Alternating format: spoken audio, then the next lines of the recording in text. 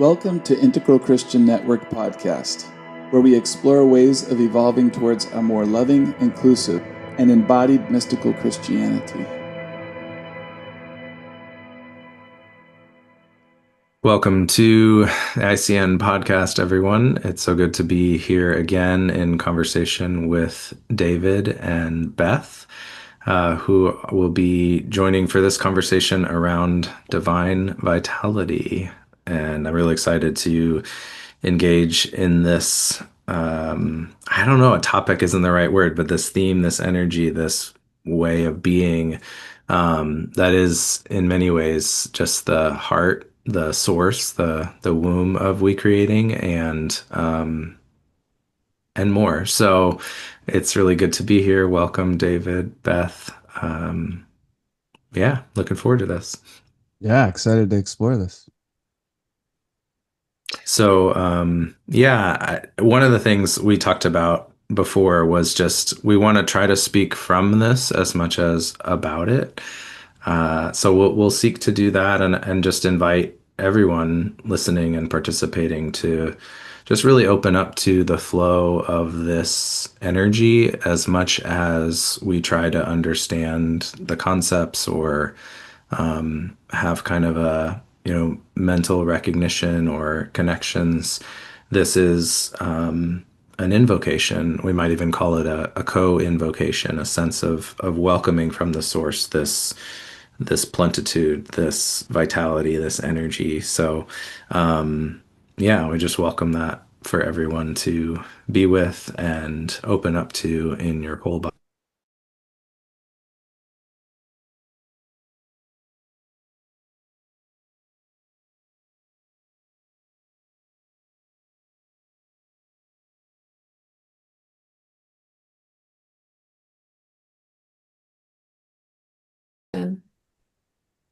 Yeah. When we choose a subject like divine vitality, it feels so inclusive and so broad, so specific and directional, that I feel like it might be. I love sometimes looking at words and just seeing words within words, and vital is in this word vitality, right? So pretty straightforward. But um, I'm wondering, Luke, is there a way that you want to couch this conversation that would be helpful for our listeners and viewers to be able to hold the way that we want to use these Hmm. words in Hmm. the conversation today? Yeah, absolutely. I think that's a great place to start because this sense of what is vital, but vitality, it's not always maybe the most common word spiritually. Like it wasn't familiar for me growing up in Christianity, um, but I was always one of my favorite verses or sayings of Jesus was, that I have come that you might have life and life to the full. And I was always drawn to that fullness of life. Like, what does that feel like? What does that mean? What is life to the full or abundant life or overflowing? And I think it speaks to this longing of a way of living that God, Spirit brings forth and offers us that we know is how we're meant to live. But it's not always maybe the most accessible or readily available. So vitality, let's talk about vitality just as a word, right? Maybe we understand that in the sense of like our human vitality, like what sustains us throughout our lifespan. If you have vitality, you're alive, but it's not a binary, just like consciousness is not a binary, right? It's like you're conscious or you're unconscious.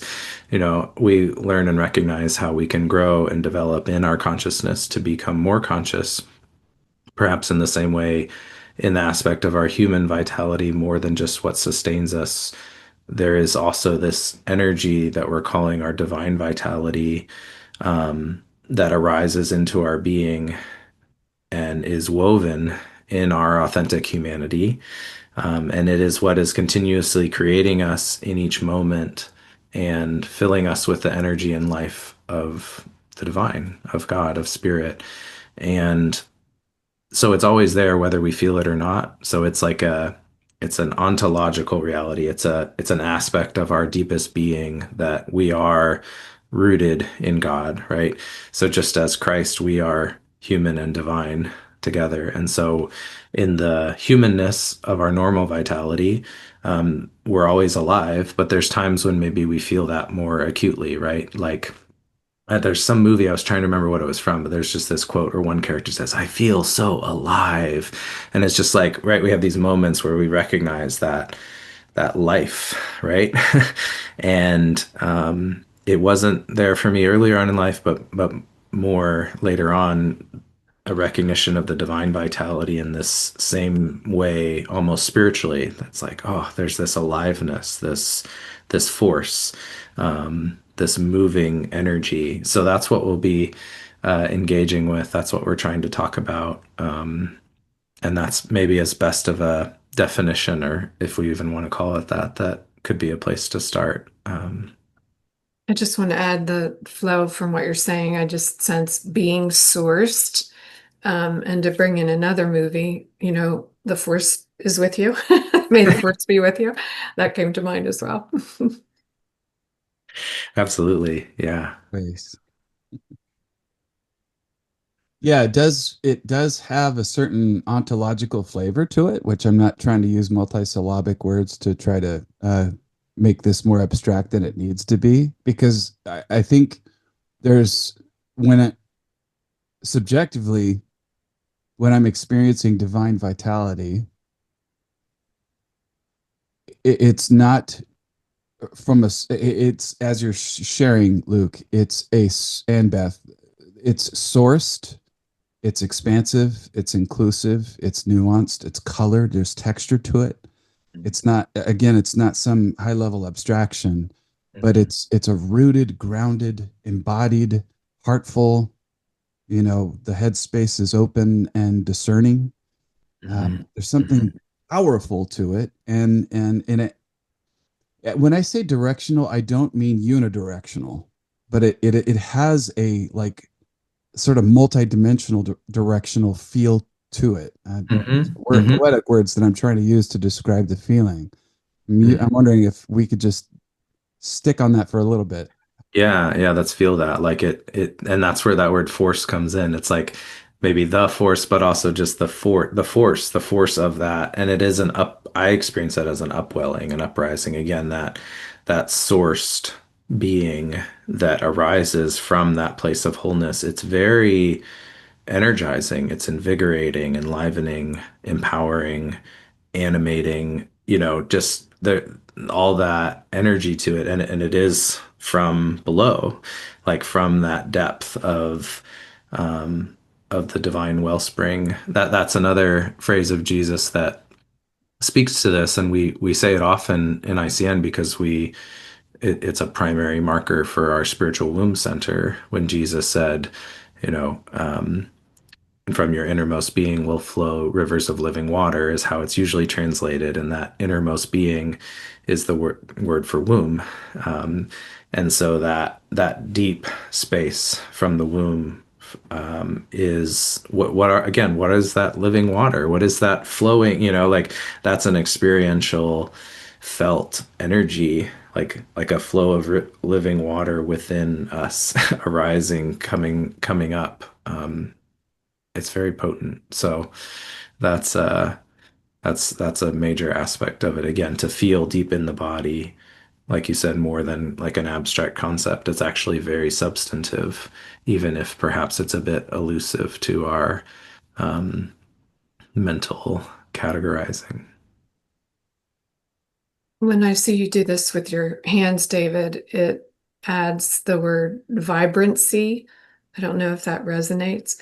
I'm wondering if people would relate to the, familiarity with the breath, like prana or chi. It's would we differentiate that in any way? Yeah, that could be an aspect of it, certainly. Like it's in the fabric of our embodied being. Like it's yeah, and breath can take us there. I often think of Shakti, the divine feminine energy that's very much in the body. Like there's a vibratory quality to that. And yeah, it's kind of underneath the even like the circumstances of our lives or the details of what generally maybe we use to define like, oh, how are things? Like, oh, life is good, or this is happening, or this, in the article about this, I talk about meaning and purpose. Like so much of our uh, I'll just speak for myself growing up orientation in kind of like living life to the full or having a life, right? A meaningful life, or what's my purpose, or this sense of like, moving towards something that purpose is kind of more of the mental structure. It's directional more in that specific linear sense. Like, what is my purpose? And that's wonderful and good. And we need that. But if we just have purpose without deeper meaning and value, it's kind of hollow. So the meaning more in the heart structure, that's, our relationships, our connections of what makes life meaningful, right? Having people we love and people who love us and family and, you know, other ways that people define what makes meaning. We're not going to go to the meaning of life, but but even underneath that, I feel like is where this vitality comes from. It's like that deeper place of just aliveness, and the energy of that can be present um, regardless of what's happening in our lives or not happening. So again, that's that potency, not just for creativity, but also for the fullness of life that's deeper than even our meaning and purpose here on earth. Yeah, that language in scripture that says about participating in the divine nature. It's more that's so separate from circumstance or not dependent on circumstances, not separate from, because as we attune more to this life energy in us, this divine vitality in ourselves that doesn't just belong to us, it's more readily seen in others and at all times. I mean, just today, going to the grocery store and being in an electronics store with a lot of frustration, just really feeling the vibrancy and the connectedness of recognizing the divine vitality in others, in myself, and tuning into that. Mhm. Yeah, it's very relational. It's not just like a solo thing. And I think that's important to move to in terms of, again, it's something that's always there, however much we're experientially inhabiting it or recognizing it or feeling it. So that's one level. It's like this is the root of who we are. Like in the same way that our human vitality is always present and always sustaining us, we always have a divine vitality that's making up our lives in every moment. And then there's times when we can feel that more acutely, more energetically, more directly. And that's where it's like, okay, so how how does that come about? Or, maybe people are listening, are like, I feel like I've maybe had a sense of that at times, or maybe I've never really experienced that in the way that we're describing it. Because it's not just like a concept that once you get it and understand it, you can feel it, right? Again, it's deeper than that. So it comes forth more through immersion. So, like, again, like a sinking down into it, and also through invocation and evocation. So, the difference of those, I'll start with evocation because maybe we sometimes feel that there's something that evokes a sense in us that we long for, that we want to move toward or experience. It's external, right? It's like the evocation. Oh, that's evocative. That wants to draw me to it, and that can be an aspect of it. But more at the heart of it, it's invocational because it's actually speaking to something that's inside of each one of us, right? Like we each access that source point, that invoking. But it's a co-invoking, right? So even though I'm talking about it, we're here with it. There's actually an energetic field of that divine vitality that we're sharing in right now. And that might evoke something in anyone who's listening, and it might invoke something within your own being in the depths of it that just stirs a little bit of current. Or maybe it's like this little sparking. Again, it's there, however much we feel it or not. But that relationality, that co-invocation, that field dynamic of this is a major aspect, I think, of like opening up to it and um, kind of recovering. Maybe it's latent or buried within us in a way that we want to sort of uncover or release. And that's always a mystery. There's always an aspect of grace to that. There's an aspect of the divine at work in various ways in our lives in different times and places. And also, it's something that we can be with intentionally in community. And the more that we're sharing in that together, I think the more that that can kind of stir and catalyze and stimulate and even open capacity in one another. So, like, that can be intentional in like a we space setting or an ICN group gathering or here, or like Beth was saying at the grocery store. Um, there's actually even this sense of energy. I often feel it in kind of a cellular way, like almost like a subtle vibration if I tune into it and I'm with others in that way, even if they have no, awareness of that being something that they're experiencing at any moment. It's still something I can feel or tap into. So I just want to welcome that right now for all of us. It's already here for anyone listening, like just that cellular, that I'll even say quantum maybe, or just, level of immersion that we are suffused in at all times. Um, and the opening to the felt sense experience of that is something that we seek and maybe desire or long for or are with or you know is how we move with I guess all part of the aspect of seeking to welcome this more and more. As you mentioned that, Luke, as you invite that and offer and welcome, I'm reminded of a sculpture I saw, had the privilege to see at the Louvre called um, Psyche Revived by Cupid's Kiss.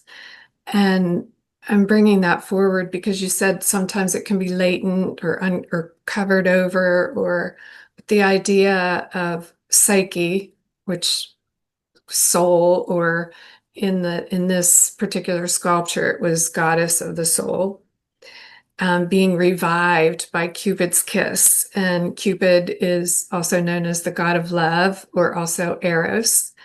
And so this idea of being awakened within by that immersion in love, by that kiss. Mm. Yeah, I love that. And that brings in Eros and love. So yeah, let's be with that a little bit because that's another way of it's more than a synonym of divine vitality, but I think there's yeah, an aspect of divine vitality that it's an aspect of love. It's a quality of love, particularly in the Eros way, which is more than just our sexuality or you know biological attraction. There's a spiritual force of Eros, and a number of people have spoken to that, written about it, engaged with it, even as far back as Plato, right? And the dynamic he wrote of it as a dynamic and creative force between the mortal and the divine, so human and divine vitality. Alfred North Whitehead connected Eros with divine love as well. That God provides this sort of initial Eros and this eternal urge of desire, or his famous phrase, the creative advance into novelty. So I think we feel that urge, that stimulation, that connection to come together for life, for procreation. Again, more than biologically, it's a stirring deep within of the love of the universe to creatively grow, evolve, advance. Again, not just to continue or sustain, but to thrive and to emerge and erupt. Ken Wilber calls Eros spirit in action. So this is the love that connects to the evolutionary force of life itself, and that um, that force, that compelling, is attractionary, right? It attracts us to some kind of relational engagement that is where new life comes out of, right? Maybe there's, single cell division, mitosis, whatever, but mostly life emerges through relational processes, through, being together in this energy and force. And that's why it's so essential to we creating, because it is a way of coming together in this immersive depth and love that's so different from maybe like collaborative co-working or oh gosh, group projects. I mean, come on, no, that's not that's like the opposite. This is like, oh, we're not coming with our agendas or our, they're gonna torpedo my grade, or this is like this deep force of love that's like we are here in service to life.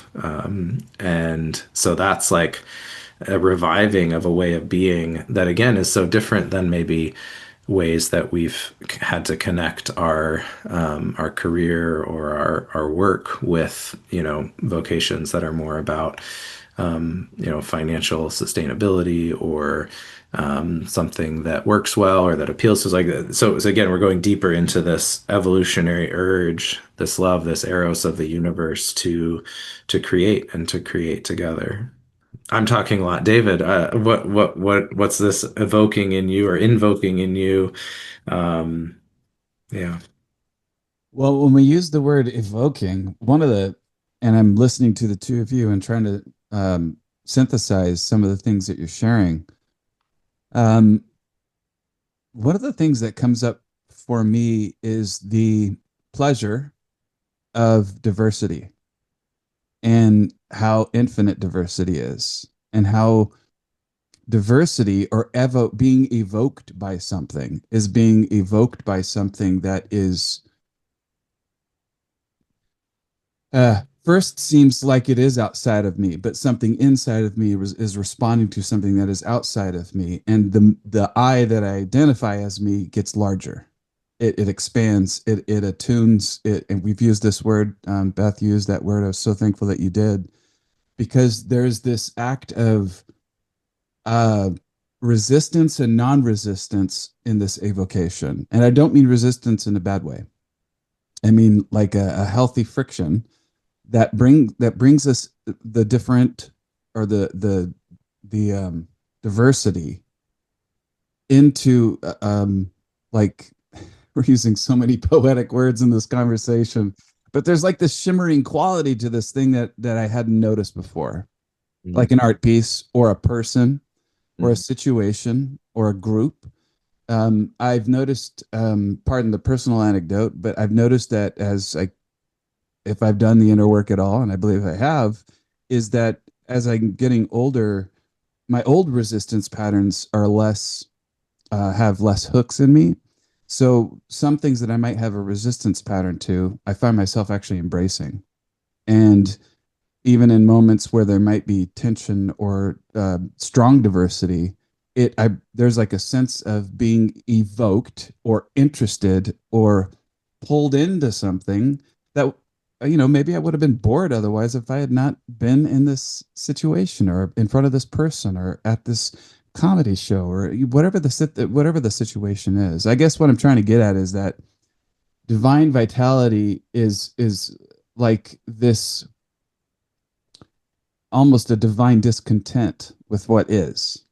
It's like almost anti-stasis or anti-entropy, I guess, in a certain sense. Is this Mm. am I tracking with the two of you?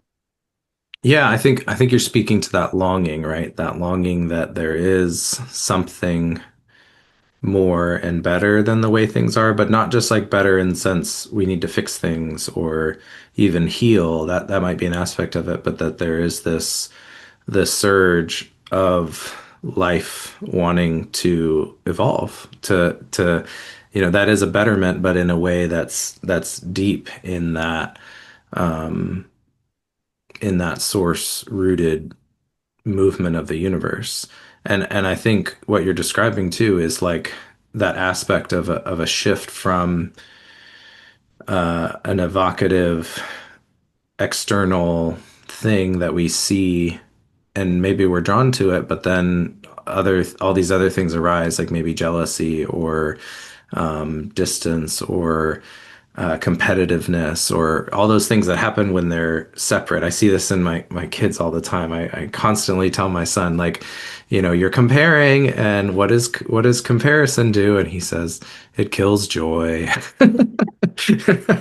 Because I've said it so much, Of course, he's still comparing. He's got a little sister, so but yeah, we have these patterns, these ways that we are used to interacting in kind of this universe of disparate parts and separate things. And so we see that out there, and it's like, oh, I want that, like, and we can get jealous but the aspect of this divine vitality is that it's all rooted in a common source that lives within each one of us. So the accessibility of it is something that we don't have to look at externally or even get caught in those patterns and whatnot. And that's part of the process too. Maybe we will, and we have to release those, but this is like a primal thing, right? So like it's almost like go deeper with your longing if you're feeling kind of some of those snags and sink down into that common source and know that it is present and accessible in each one of us. So we don't need to be in that space of, um, you know, where we're in that separateness. It comes from our common root, common origin that we all have access to. And there's something about your acknowledging the diversity that means something toward more life, toward abundant life, toward expanding life that I feel in your observation. And the something that people might relate to is, that saying, the light in me sees and honors the light in you. And that's that common source. And yet in the noting of the diversity that you have, David, I feel like, and that light gets bigger. And that light, that shared life, that shared light is more. There's a great rabbi taught me that, when one candle lights another candle, one does not get extinguished. It just simply shares, right? And that kind of light is, I think what I'm also trying to intuitively move towards in what's being shared is that, at least in the way that I experience the divine vitality as evocation, is that it's a holy disruption. Like, I think many human beings like patterns. We tend to generate our meaning based on patterns: life, death, light, dark, comparison, non-comparison, or acceptance, whatever. But that when we are being disrupted, when our pattern seeking gets disrupted, we can either resist it and suffer, or we can be expanded by it and grow. I think both are actually necessary. That might be a little controversial, but as we get older, hopefully there's less suffering and less resistance, or there's resistance with discernment, like injustice and those kinds of things. But in the way that we're talking about it, the diversity is something that is adding layers to the I, the we, and the all, to how we perceive, how we discern, how we achieve unity without enmeshment. It's a vitality that makes everything worthwhile. Luke, I'll finish with this. I'm so glad that you brought in, that teaching that Jesus shared, life and life to the fullness. That's a mystery to me. I don't know fully. My head does not fully know what that means. I've experienced that. I try to do practices that help to sustain that. I don't know how personal we want to get with those kinds of things, but vitality is the Yeah, I think you said it well. It's the desire to keep moving forward and not losing what has been gained. Yeah, Mm. we're in the realm of mystery here. It is definitely mysterious. It's not something that has a firm and fixed reference point, even, right? Or like I think maybe this is what one of you was saying earlier about the directionality to it. Like it sprawls out. I mean, and it weaves, right? So it's like that diversity, that creative advance into novelty, of course, like it has a necessary differentiations and then reintegrations. We've been with that in the movement of evolution. So that's definitely a core aspect to it and how we move. And if we're free to feel and welcome those diversities, excuse me, those diversities, those differentiations, then we'll be more easeful, more in the flow. I mean, it again back to that life to the full, the rivers of living water. I think there's those are the two primary metaphorical sense that speak to it most for me is like the current of life, right? The flow of that from the deep well or the wellspring. It's like that living water never runs dry. Like there's no end to it. We can pull as much water from the well, we can drink it, we can share it. And in another sense, in the river, like the flow of the river, maybe there is seasons actually where it's a little drier. We don't, but the flow is still there. It may not feel as rushing, but the movement is always where the river's going. And so it doesn't compete with other rivers or streams or so again, just kind of that's back to the force, this sort of like deep push or flow that moves things. And the other is with fire, like we talked about the light, the candle coming together, right? Or these, this deep spark that sometimes it sparks and sometimes it catches with something that like burns and has this heat and passion to it. And other times maybe it's just this little flickering.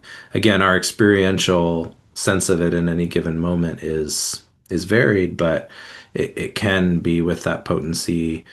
And again, more that it is what in that source it creates the energy with which because I think a lot of times we can get caught in being motivated by the diversity, right? Motivated by I want to, oh, this is lacking, so I want to bring this forth. Again, that realm of comparison or that, and that's well and good. But I think motivation from that place is inherently going to be limited and much less potent than if we're drawing from this deep source, this deep fire that can come forth in a multitude of ways, and we can not only honor that diversity but really appreciate it and revel in the beauty and goodness of the necessary differences there and not feel like we're left out or we're not, we can hopefully grow more and more into our own appreciation of that deep value,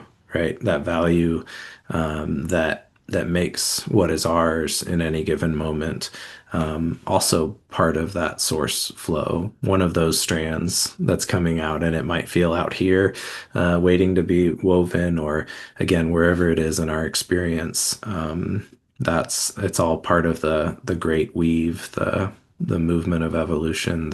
So it's a bigger picture, right? It's like an expansive recognition and also a very particularized almost like point of not a point of reference, but a point of eruption deep within this energy of life.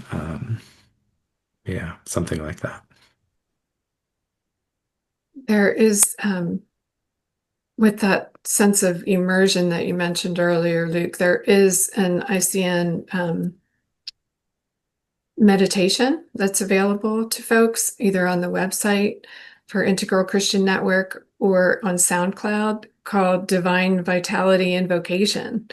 And that is tasting of these waters, that is connecting with that sourcing that is available to all of us and part of all of us. And Yeah, some of the, go I ahead. just, I'm not sure how this will come out, but just trying to represent that some of the we space experiences in ICN bring this abundant life quality, this shared life, not in the sense of sharing life circumstances, but shared vitality. It's just a reality.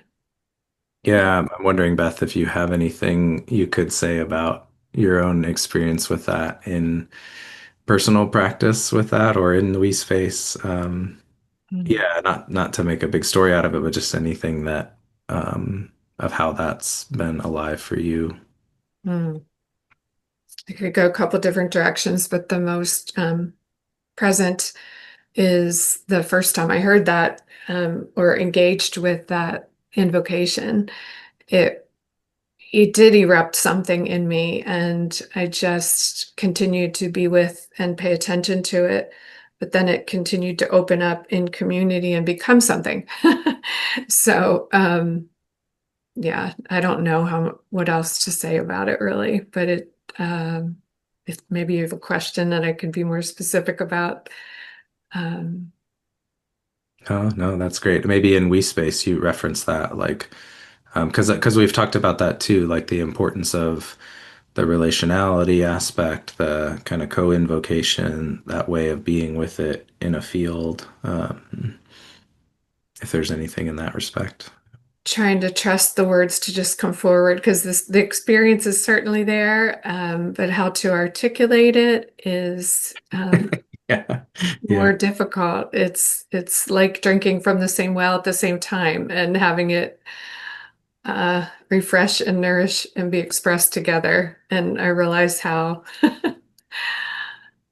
something that sounds, but it's real. um, and Hmm. develops and grows and fosters and yeah. Hmm. Mm. It's kind of like, I mean, it's hard, like if we try and talk about love, right? Or, in a relationship or something, it's like, oh yeah, there's this love there. I mean, again, it's kind of like, well, the experience is there, there's feeling with it, there's different times, but it's of that same nature, right? Like, how do you talk about love? Well, we need poetry, we need symbols, we need artworks, we need, that's Period. we're moving with here as well to feel that, to point to it, yeah, reflect it. And with the help of that being reminded of poetry, you had a Rumi quote in this article that is relevant here and also reminds me of some experiences in we space. I wish I could show you the astonishing life of your own being. I wish I could show you the astonishing light of your own being. And I feel like we do get to mirror and reflect and seek that deepest sourcing expression within us. Hmm. Hmm. Yeah, and it's funny. The first time you read it, I thought I heard you say the word life. I did. Light, maybe you said life, but the quote is light, but it's like, yeah, it's both. It's the life and the light of our being, and just of course, Rumi, right? I wish I could show you, right? I wish I could show you. There is this sense of there's only so much that we can, you it's an immersion, a shared experience, maybe a meditation hopefully perhaps evoke that in some people, or for others that might not work at all. It might be like there's too many words here, or this doesn't, there's so many different ways to enter into that love. And it's again always a mystery of what brings that forth and how that might erupt or be felt or not. But we're pointing to some of the things that might be helpful with that, right? Community. Um, yeah, yeah. But And we to trust that it is already alive in you and to just allow it to grow and become more um, in your consciousness. Hmm. Which is a shared experience. It's so this is where mystery again comes in. It's not it is something we experience and hear, but it's a shared experience too. Again, we all. I can't have mine without yours, or I do not wish to have mine without yours. And I don't think I would know how to assess my experience more truly if I wasn't experiencing this with others who were committed to the same work and to the same light and to the same vitality. And Mhm. boy, there's nothing like seeing individuals and groups of people thrive. I mean, part of, you know, why we engage in our divine vocation is to come to a deeper understanding of what is the meaning of the good life. Because I could define that for myself personally, uh, but that's going to have all kinds of blind spots and problems. But what is the good life together, and how do we effort and um, how do we allow the divine vitality to help refine, define, expand, um, draw us towards? It's Luke, I felt like earlier you were trying to get to something, and you're too articulate to be as clunky as what I'm about to say. But it's not a capitalistic kind of notion where I want more just for wanting more. What I'm trying to get at here with this particular aspect of our conversation is that the divine vitality is something that the individual can experience. It is something that is made brighter, stronger, more sustainable in the context of community. And it also is something that is contagious and adds to itself and um, discerns, differentiates, integrates, all of those things. Um, uh,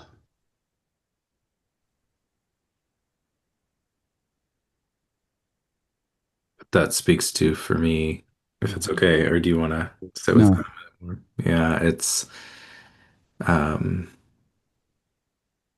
the word that came up was like it's not possessive, yeah, it's multiple, but in that there's such a freedom that's again, it's not the taking in the more of capitalism or society or ways, this kind of self-orientation. We were with that in repenting, that narcissism, spiritually and otherwise, can be so predominant in a consumeristic culture, right? So it's actually almost fully the inverse of that, the opposite, where and that doesn't mean that it's just giving and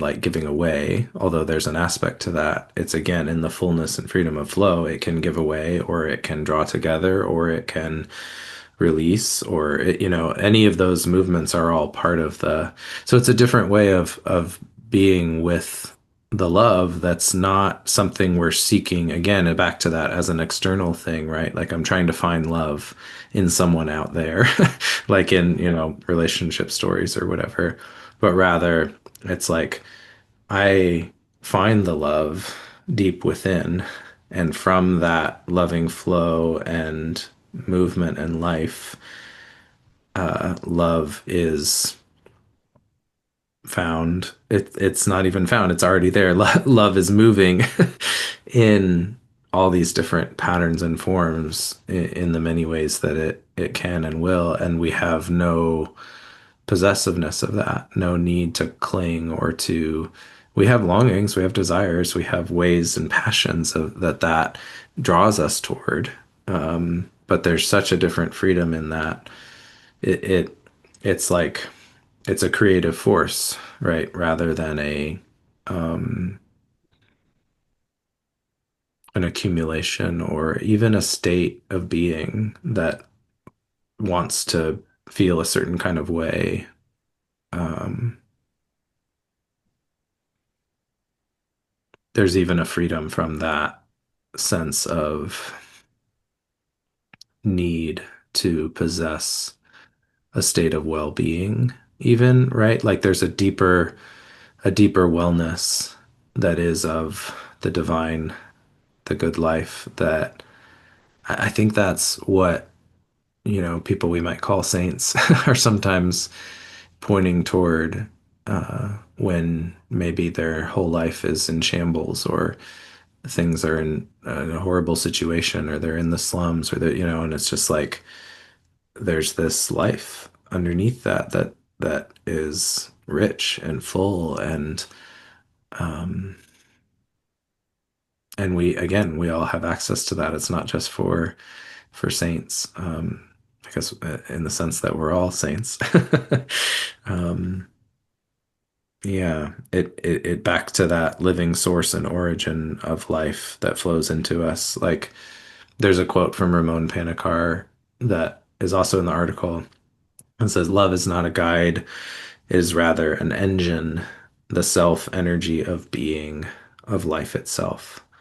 So again, it's not this sort of like love thing here that's guiding us or pointing us or that we're seeking. It's like it is the self energy of being itself. And that love is always there, that divine vitality, um, that source. We might call it the womb of God, in our own womb center. And that is a portal to the eternal.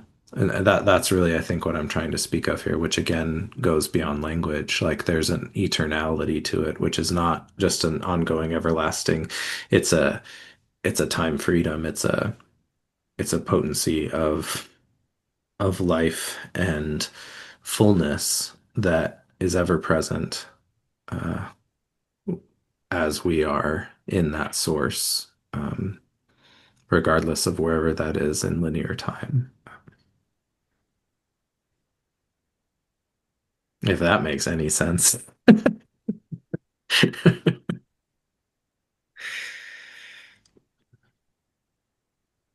As I sat with that Panikar quote, when I was going through the article, a word that I was adapting to in my reflection on the quote was using the word catalyst. I totally get why he's using the word engine, um, but there's like this eternal catalyst that's going on, not satisfied with the way things are, but continually working toward it again. It goes back to Eros. The universe is expanding billions of miles into every direction, right? And we are participating with that. Whether we're conscious of it or not is always at stake. But in what way? Even in the micro, how are we connected to one another? I love what you shared earlier, Beth, in the sense that you know if I'm on unconscious mode, I'm at the store to get in and get out.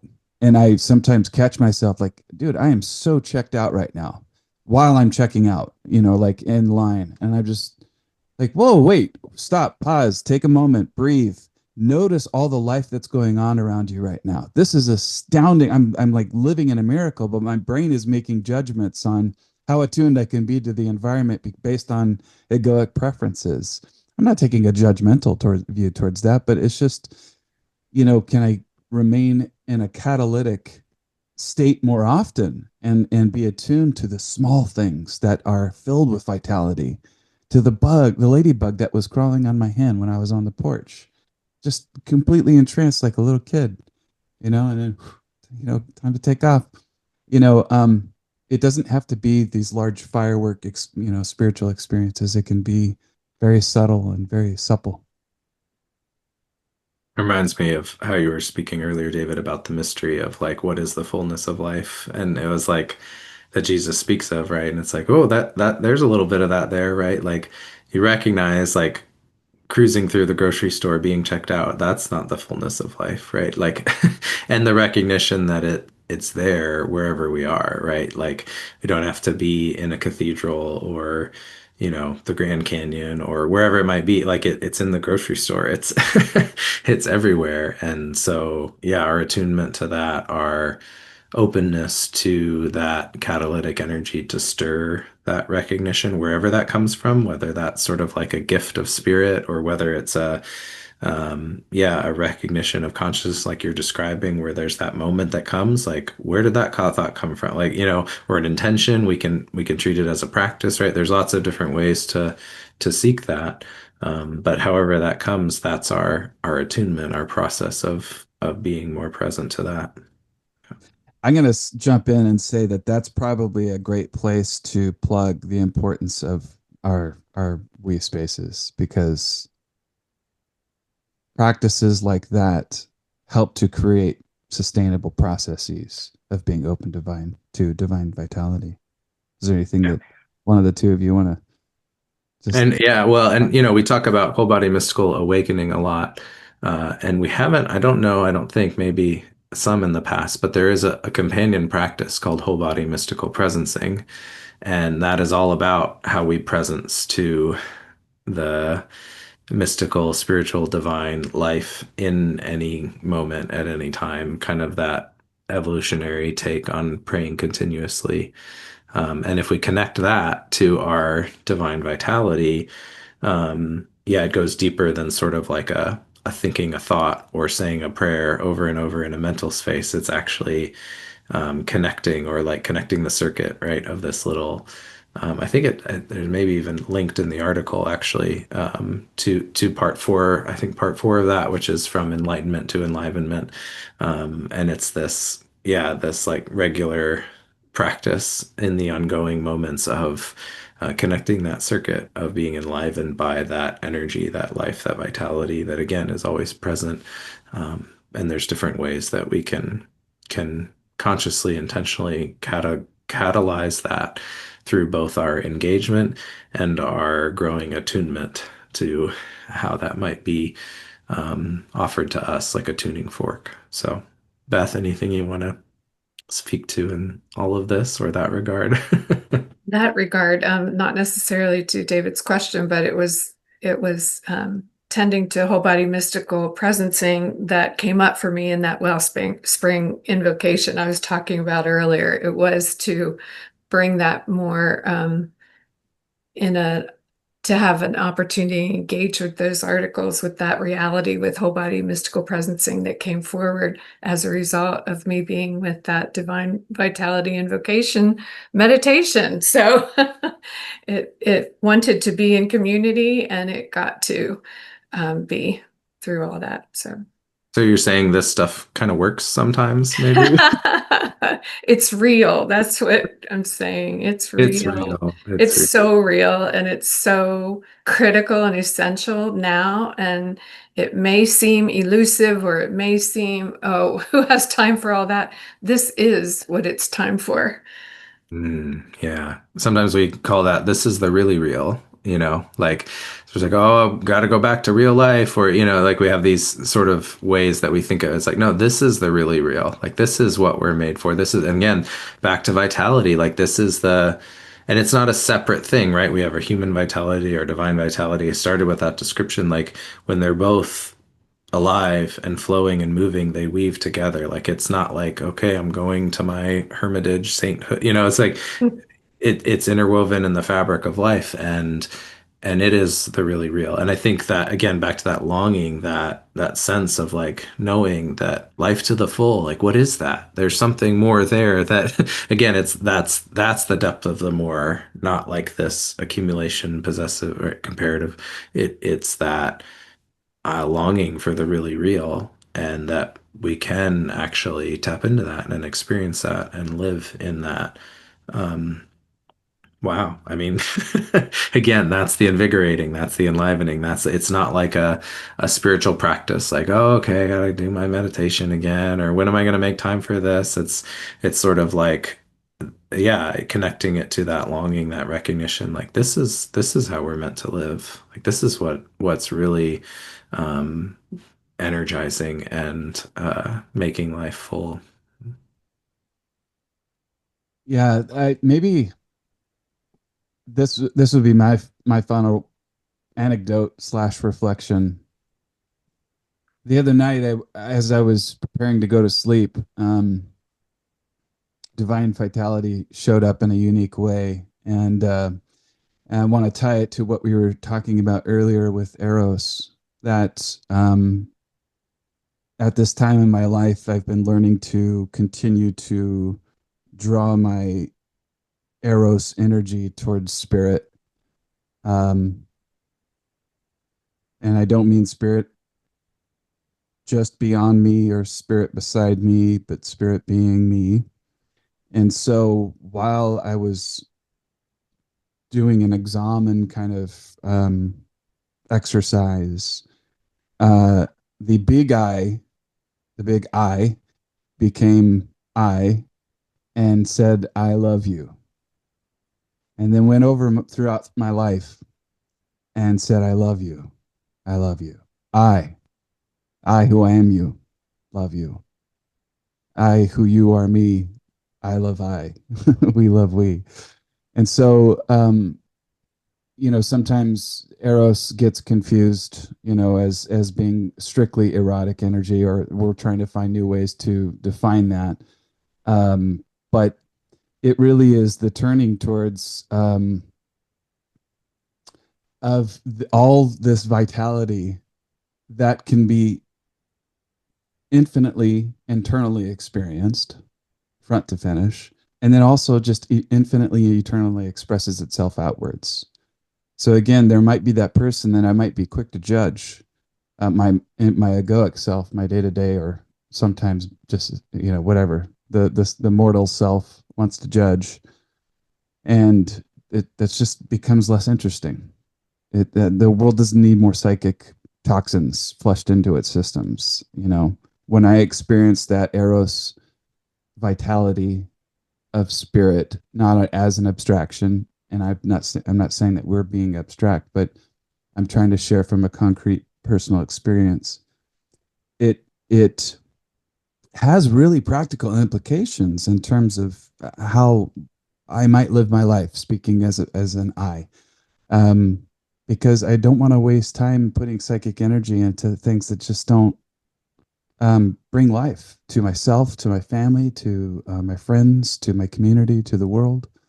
Um, there's something to that I sometimes feel like it's important for me to share a way in which this has shown up, and very recently. So I'm not speaking from a full metabolization of the experience so much as some of its initial dimensions. Any final reflections from Luke or Beth?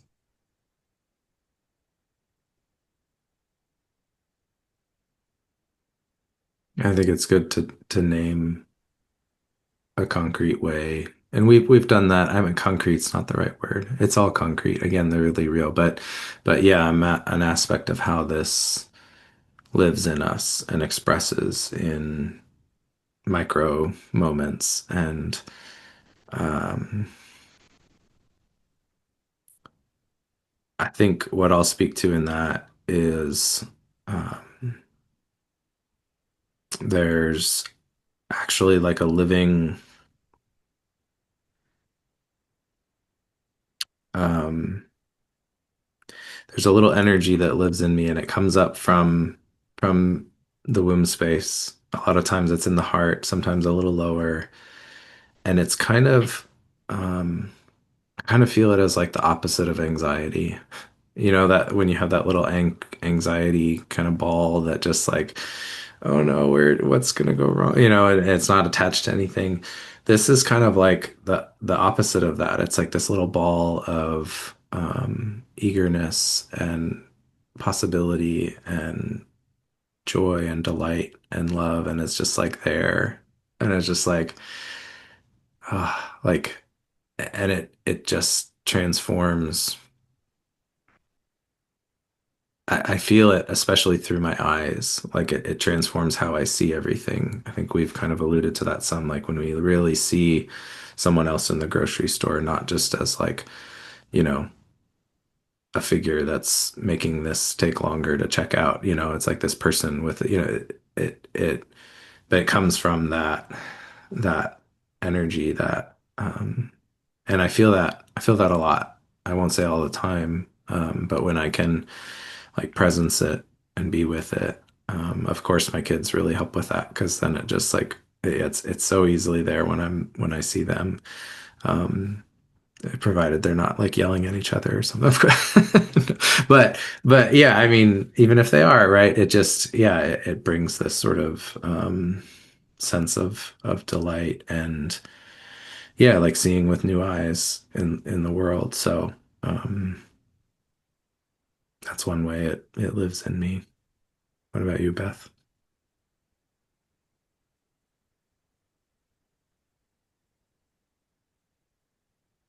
I don't think I have anything to add except to say that um, the shared life right here is abundant. And thank you both for this time. Yeah. I You. want to I close the article with this quote, and I may be a good way to close our podcast too, because I think one of the things that we're also pointing toward here at the end is just the transformative capacity of this connection, like when we're living integrated with our divine vitality and through our human vitality, the I don't even have the right word, immensity, the like significance of that for not only ourselves and our way of life being more full and good, but also for the universe, for the world, for that loving evolution. Like if we're in the flow of that, like how much of a difference that makes is really hard to overstate. We can get grandiose, but it really is I mean, this is what makes that we creating the living evolution of Christianity in the world possible, like because it is the force of that. And of course, I mean, Teilhard put it perfectly, and you know, maybe if people have heard this quote before, because I think it's his most famous, but it comes at the end of a writing on Eros and the evolution of chastity, which for him, you know, as a priest was this. So he's, you know, looking at these different ways that we can evolve and move this force of life beyond just sexuality and reproduction or the release of that, and he's kind of like groping at what this evolution, this eros, this way of being in this divine vitality can be and represent. So he concludes, he finds the words with this quote that the day will come when, after harnessing the ether, the winds, the tides, gravitation, we shall harness for God the energies of love. And on that day, for the second time in the history of the world, humanity will have discovered fire.